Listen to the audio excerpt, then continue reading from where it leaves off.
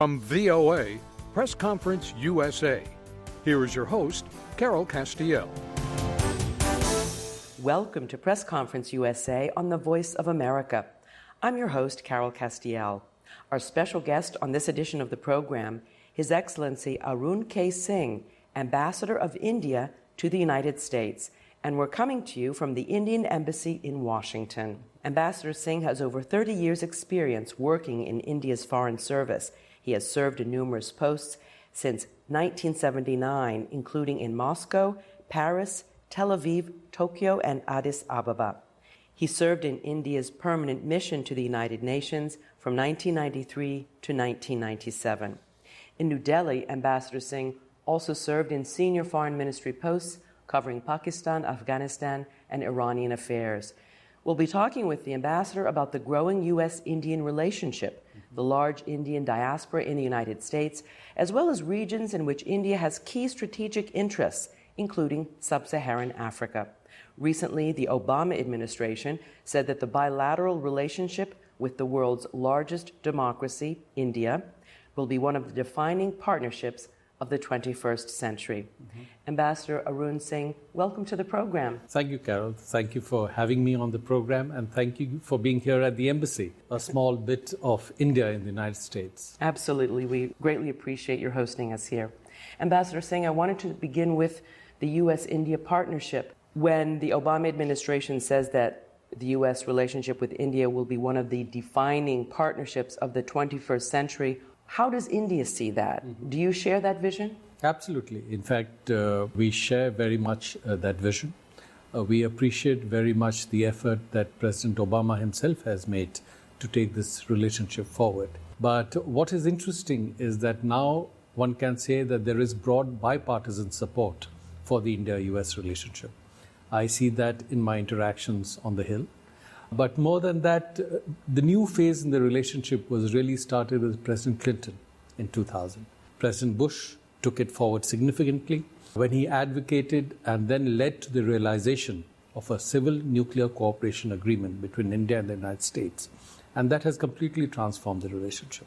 President Obama, you may have noticed, was in India last year on 26 January, India's Republic Day, our national day. And he was the first US president ever to have visited India on our national day, the Republic Day. Also, he's the first US president to have visited India twice in his tenure. He had been there in 2010, then in 2015, and he has expressed US support for India's permanent membership of the UN Security Council. So clearly, we do recognize the all-round support for the India-US relationship within the United States, and we share the vision of it being a defining partnership for the 21st century.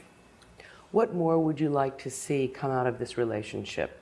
I think the relationship is already evolving in a number of areas. Let's first take the trade and economic partnership. Our trade now is about $120 billion. It has gone up 5 times in the last 15 years.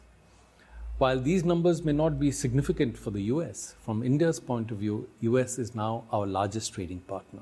So the number is significant itself and the growth that you are seeing. Going beyond that, I look at investment flows. US has a significant investment presence in India, and this is growing. Just over the past year, several US companies, General Motors, Ford, Qualcomm, others, have announced new investments in India, looking at the emerging opportunities there. But what is also very interesting and something that is not noticed widely is that Indian companies now have a growing investment presence in the United States. In the last 5 years, Indian companies have invested $15 billion in the US economy, have a presence in more than 40 states, and have generated 100,000 jobs directly. So that's the trade and economic dimension where we do see new trends and new things happening. Another growing area of partnership with tremendous potential for the future is our defense cooperation. Again, if I just look at the figures for the last 5 years, we have contracted to buy about $14 billion of defense supplies from the United States, more than what we have done with any other country over this period. And this is also significant because before that, US has not really been a traditional partner for India in defense, but it reflects the new trend, the new opportunity. But what is sort of an additional dimension of interest is that we are now moving beyond just a buyer-seller partnership to co-development and co-production in defense technology. The two governments have identified 6 Pathfinder projects where we want to work together. And among those areas where we are looking at potential cooperation is aircraft carrier technology and jet engine technology. And if we are able to take this forward, it will certainly add an additional dimension to our relationship. But a third element I should add, which is not always there in the relationship between two countries, is the presence of the Indian origin population in the United States. Because ultimately, I believe that the strength of any relationship is provided by the people-to-people dimension of the relationship. And today, according to most estimates, we have about 3.5 million people of Indian origin in the United States. I'm given to understand that there are about 110,000 Indian doctors in the United States serving in remote parts of this country, and 1 out of 7 patients is seen by an Indian doctor. And also the presence of the Indian origin community in hotels, in the hospitality industry in the US is again very, very significant, generating more than $13 billion of revenue and making huge contributions to taxes, to social security. So I would say it's really an all-round relationship. No question, it's a two-way street. Certainly the members of the Indian American community, 3.5 million strong, are extremely important to our economy, Mr. Ambassador. And let's not forget, in the realm of politics, we have a former Republican presidential contender, the former governor of Louisiana, Bobby Jindal, of Indian descent. We have a current governor of South Carolina, Nikki Haley. She's of Indian descent.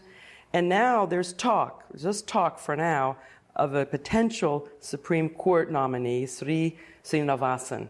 So this is really extraordinary, the contribution of Indian Americans to the American economy and political life. So in fact, I think the significant presence of the Indian origin community in the US is relatively recent. So at one level, the presence is of long standing and of long duration.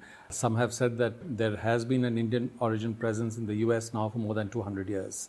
People have come at different times, particularly on the West Coast. But it is only over the last 15 to 20 years, with our growing partnership in the technology industry, that the numbers have picked up significantly. And once people have come and made the United States their home, have settled down there, then moving aside from the traditional areas of work like technology, medicine, universities, they are getting active in different parts of US life. And now if you look around, you see significant presence in the administration, on the Hill, and of course getting involved in politics. So certainly as we move from one generation to the next of their presence in the US, their role in different parts of US life and society will certainly increase. Notwithstanding these very positive points of convergence between India and the United States, Mr. Ambassador, are there points of tension or areas of conflict that you can identify? I don't think there are really any points of tension or conflict, but the essential issue is that we see a lot of opportunity. Last year in September, I had made several visits to the West Coast, to Silicon Valley, because the Indian Prime Minister was planning a visit for an interaction with the US technology industry. And going there, looking at the trends there, we got a clear picture that the US is a global leader in innovation, including in digital technology. But Indian origin tech entrepreneurs, Indian origin tech workers are an integral part of the US being the world leader in innovation, including in digital technology. So there is heavy linkage between our people involved in technology, and based on that, really, we want to create new opportunity. We are looking at partnership in innovation. In India, there is a lot of cost-effective R&D and development work happening. CEOs of many companies that I met, not just in the United States, but also in France or Israel, where I served earlier as ambassador, have told me that they are doing cost-effective R&D and development work in India, not just with an aim on the Indian market, but so as to remain globally competitive. Again, I'll give you just one example, that in September 2014, a US space vehicle reached Mars. Within a week of that, an Indian space vehicle reached Mars. And our access to the Mars has been generated through a very, very cost-effective R&D and development process. So there is a recognition of what is happening in India, and people do believe that there is a win-win partnership there for both of us. Well, speaking of win-win partnerships, you brought up Israel, Mr. Ambassador. Mm-hmm. You served as ambassador to Israel. I was wondering if you could talk about India's relationship with the other rare democracy in the Middle East. Talk about the growing relationship. Your president paid a visit to Israel last year. Talk about the nature of that relationship and the fact that you also have very good relations with the Palestinians. Absolutely. So we have now a good and growing relationship with Israel, and we have traditionally had a very strong relationship with the Palestinian people. And in terms of our relationship with Israel, where I served as ambassador, we established our diplomatic relations in 1992. At that time, our trade was about $200 million. Today, it's about $4.5 billion. You can see the change that is happening. And again, given the nature of the two economies and societies, we have a very strong technology partnership. And many of the Israeli companies who are strong in high-tech have a significant presence in India. Again, keeping in mind the global market, because as you know, Israel is very strong in technology, but the population of Israel is about 7 million. And when I was in Israel, I used to point out that at one level, the population of Israel is 7 million. But at that time, we were adding 15 million new mobile phone subscribers in India every month. So if you're looking at an opportunity to scale up both in economic sense and in an engineering sense, what is being done, clearly a partnership with India makes a lot of sense. So there is a technology partnership. We have also good partnership in agriculture, because Israel has made tremendous advances in terms of irrigation technology, in terms of seeds, in terms of agriculture management practices. So we have looked at that, and there are several places in India where we've set up units in partnership with Israel as demonstration centers, as best practice centers, so that people can study that and see how they can be applied to the wider situation in India. So we are looking at those relationships. You're listening to Press Conference USA on the Voice of America. Our guest is His Excellency Arun Singh, Ambassador of India to the United States. And we're coming to you from the Embassy of India in Washington. And I'm your host, Carol Castiel. This is a reminder that our PCUSA podcast is available for free download on iTunes. You can find the download by clicking on the iTunes tab on our website at voanews.com/PCUSA. You may also follow me on Twitter at Carol Castiel VOA or connect with us on Facebook. And here's a shout out to all our faithful listeners in Juba, South Sudan. Thank you so much for listening and registering your support for our programs. If you want to hear your name on the show, please send an email to pcusa@voanews.com or like us and leave a comment on Facebook at facebook.com/Carol Castiel VOA. Well, Mr. Ambassador, having done a big shout out to our listeners in Juba, in South Sudan, leads me to ask you about the Indian-African relationship, because we note that India is taking greater interest in Sub-Saharan Africa in particular. You just concluded the third India-Africa Forum Summit last year. Talk about your relationship with Sub-Saharan Africa. What are you looking to achieve? So our relationship with Africa, with countries in Sub-Saharan Africa also have had a traditional dimension, a modern dimension, and a potential for the future. In terms of the traditional dimension, we have a shared historical experience where we, in a sense, struggle together to emerge from that. You may recall that the father of our nation, Mahatma Gandhi, who had led the struggle for independence for India against colonialism, had for a long time, before he became very active in India, had led a similar struggle in South Africa against colonialism, against apartheid, and then he had come to India. After India had become independent, we had also lent our support to the decolonization processes in Africa. So that, of course, was the traditional dimension. Again, for historical reasons, there is also a strong Indian origin community in many places in Africa, which provides us an additional dimension to consolidating the relationships, the partnerships. But looking at the situation today, we see the economic relationships again as providing opportunity. There are similarities in our situation. We are all broadly developing countries, and we can benefit from each other's experience. And based on our experience and our strengths, we certainly want to be partners with Africa. And the India-Africa Forum Summit that you referred to was the third in its series. And through that mechanism, we've sought to share our experience. We've also tried to see how we can contribute to the trade and economic partnership. So far, we have contributed almost $7 billion worth of concessional assistance, and we've made additional announcements for about $10 billion going ahead. We have contributed more than $1 billion of grant assistance, and we have provided more than 25,000 scholarships for students from Africa. We are working on the Pan-Africa e-network. We are seeing how all this can work towards a virtual university, Pan-Africa Virtual University. So there are different dimensions in which we are working together. And I think one has to realize that going ahead, a significant part of the world's population will be in Africa and Asia. And if you just look at the figures today, almost 1/3 of the world's population is in Africa and India. And the bulk of our population, almost 70%, is a young population, about 30 years or less. So when we are looking at opportunities in the future, we are looking at a workforce for the future, a technical workforce for the future. Clearly, the Africa-India partnership will have a vital role to play. And of course, there are many Indian communities as well, particularly in East and Southern Africa.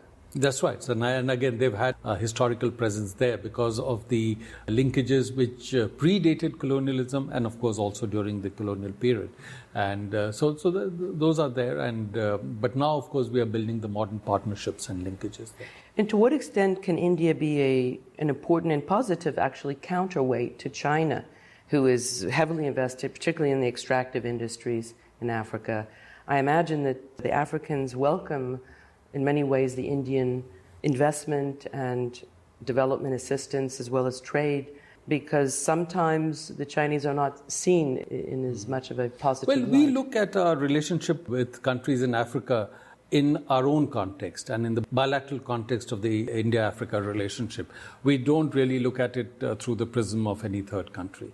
And I think there's enough opportunity in building our own relationship with countries in Africa in terms of manpower development, in terms of trade, in terms of investment flows, and not really bringing in the factor of another country.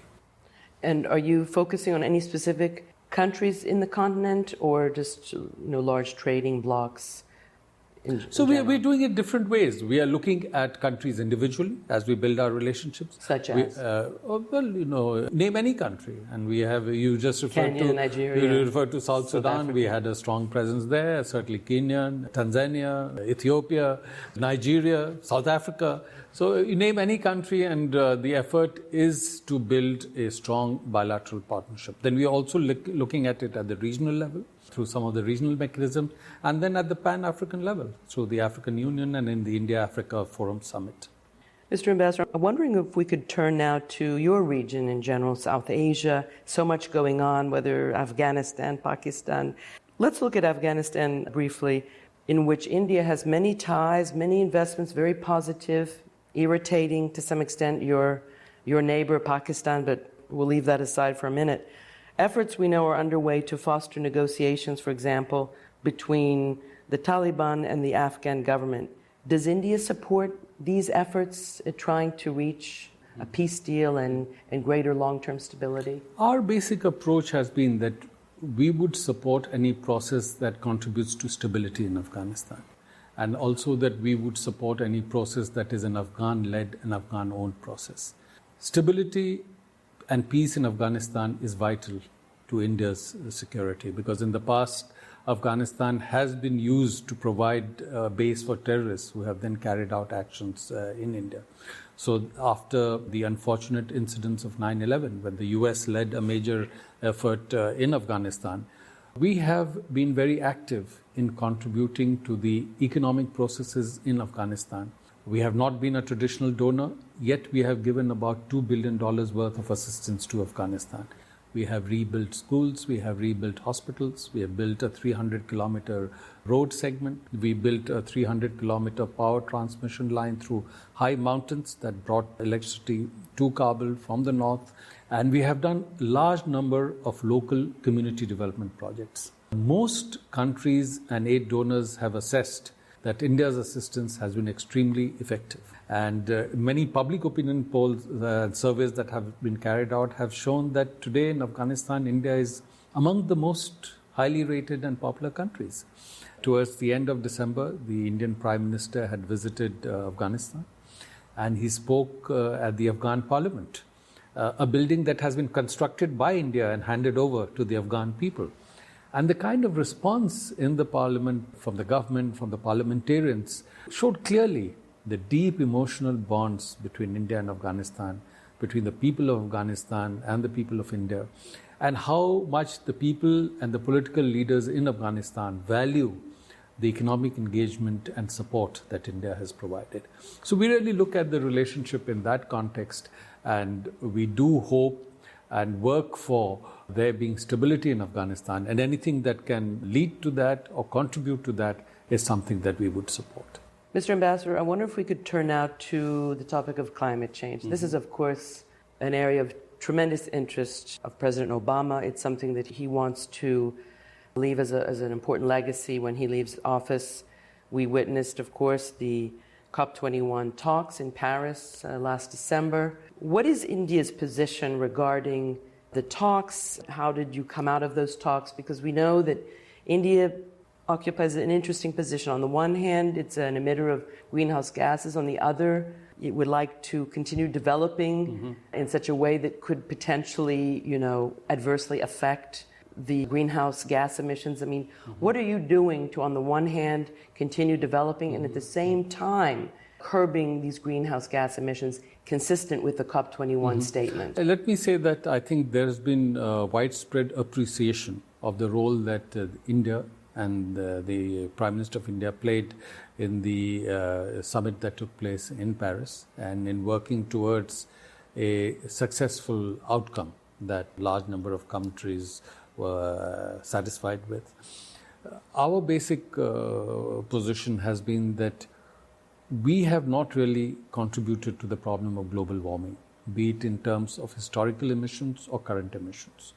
Because even today, our emissions are less than 2 tons per capita. And those are 5, 6, or 7 times less than the per capita emissions of countries that are contributing to the problem of global warming in a significant way. However, although we have not contributed to the problem of global warming, we deal with the consequences of climate change, global warming, and we see it in different parts of India, we see it in some of our coastal regions. So going ahead, our effort is how do we deal with this challenge, and also how are we mindful of the global situation as we develop India at rates of growth 8 to 10% that are necessary for us to deal with the problem of poverty. And the fact that even today, more than 300 million people in India do not have access to commercial energy. Keeping all this in mind, the government has determined that to the maximum extent possible, we would like to do future growth on the basis of renewable energy. And we have projected that by 2022, we would like to do about 175 gigawatt of renewable energy, out of which we would like to do about 100 gigawatt of solar energy. And today we have only about 5 gigawatt of solar energy. Therefore, there is huge expansion happening in India at the moment in terms of solar power generation. And the expectation is that we should be able to reach our target. So this is really an area of growth in India, an area of growth for India-US technology and trade partnership. So that's really our effort, that although we are not a cause of the problem, let us see how we reach our necessary future development mindful of the situation today. Mr. Ambassador, turning now to trade in general, I read recently where India would like very much to join APEC, the Asia-Pacific Economic Cooperation Forum. Where do things stand with respect to your membership, and can the United States help in your accession to this partnership? For some time now, we have been looking at APEC with interest. You would have seen that in India we have had since 1992 what was called a Look East policy, which essentially signaled that we will make an effort to deepen our engagements with countries in Southeast Asia, with ASEAN and with others. Traditionally, we've had historical trade, cultural and other linkages with countries in Southeast Asia, and they've gone on for centuries. But perhaps there was a phase, especially during colonial times, when some of these linkages were disrupted. After independence, as our own economic and other situations strengthened and stabilized, we were once again looking at revitalizing these links. For the past 10 years or so, we have now been saying not look east, but act east. And our trade, investment, political and other relationships with countries in Southeast Asia have strengthened. Our relations with Japan have strengthened. Our relations with Australia have also strengthened. And we are also building more trade and economic linkages with China, political and other exchanges with China. I spoke to you about our relationship with the United States, which has strengthened in different dimensions. So there is a sense that India, which is today a member of most of the fora that are created or are present related to Southeast Asia and the Asia Pacific, the only major forum of which it is not a member is APEC. And perhaps not just India, but the countries in the region would all benefit from India's membership of APEC. So this is something that we are now looking at, we've been talking about. And certainly the United States, which is a leading economic power in the world, the leading economic power in the region, would certainly be in a position, if it believes that it is in its interest and its interest of APEC, to take this process forward. I would like to conclude by briefly asking you your thoughts about countering violent extremism and terrorism around the world. Not so much from a military standpoint, but combating this so-called narrative, this ideology that we're seeing that one cannot really characterize as religious because it has nothing to do with religion, but people are using religion, particularly Islam, for violent ends. India has a large Muslim population. You're a very peaceful country, an important democracy, the largest democracy in the world. What thoughts do you have with respect to strategies that we can all employ, all countries in the world, to combat this ideology or this narrative that we're seeing take hold around the world, particularly exemplified by ISIS? Well, thank you for asking that question, because if you really look around the world today, the two countries where you see maximum degree of multiculturalism and pluralism are really United States and India. In India's context, many of the world's religions emerged from India: Hinduism, Jainism, Buddhism, Sikhism, and most of the other major religions of the world have found a welcome home in India: Islam, Christianity, Judaism. As I mentioned to you, I had served in Israel, and we have a 80,000 strong Indian origin Jewish population in Israel. And they used to tell us that India was among the few countries in the world where they never experienced any anti-Semitism, because we have an experience of different groups, followers of different faiths, living together in a framework of diversity, multiculturalism, pluralism, inclusion. And so I think that's important. So in today's context, that is an important message, and I think we can all work in the direction of the message of living in harmony amidst diversity, and I think that would be a relevant message for the whole world. Arun K. Singh is Ambassador of India to the United States. Well, Ambassador Singh, thank you so much for your insights and for hosting us here at the Embassy in Washington. Press Conference USA on the Voice of America was produced in Washington. Thanks to Anna Zalewski for booking our guest. Our engineer was Gary Jaffe, and I'm Carol Castiel. Join me again next week for another Press Conference USA on the Voice of America.